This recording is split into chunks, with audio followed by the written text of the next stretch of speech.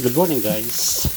Isang pabilisang luto lang to guys. So luto pa yung cauliflower ngayon guys. With hipon guys. So sinuti ko na yung sibuyas guys. Bawang. Pabilisan lang to guys pagluto. Okay. Bawang.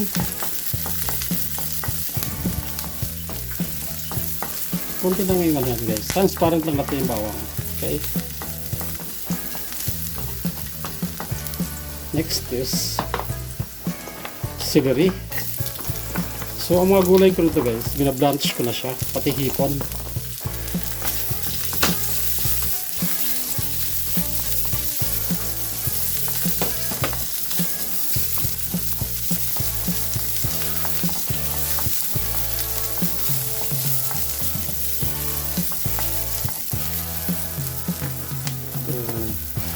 Siling pula guys.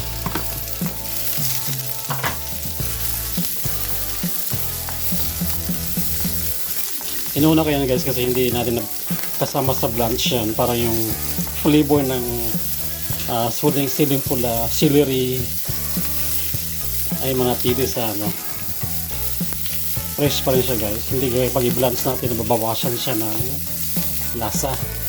Okay. Okay na yan guys. Dagdagan natin ating hipon. Okay.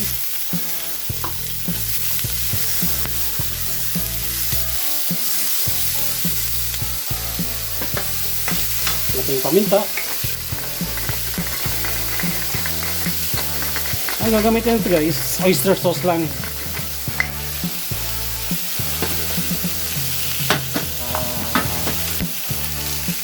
Salt, konting salt lang guys. Hindi ka lang maalat.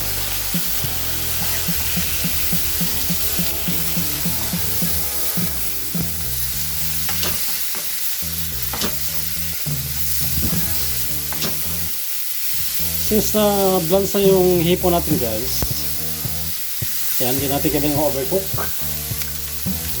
Nagdagdag tayo ngayon ng oyster sauce natin. Ang tama lang guys. Okay. Na siya. Saka ang ating cauliflower at carrots. Okay. I-add tayo konting squid balls. Gano'n na kadali guys ang ating gulay. Dito tayo magdadagdag ng cornstarch o water. Pero kung gusto nyo guys, pwede nyo yung dagdagan ng water at saka cornstarch. May konting sabaw-sabaw. Kasi akin guys, okay na yan. Kanya-kanyang diskarte lang din. Gusto ko dry. Okay. Kung gusto nyo dagdagan ng broccoli, pwede rin. Ini available na gulay guys sa tira-tira nyo sa bahay. Pwede rin guys. Okay guys, thanks for watching guys.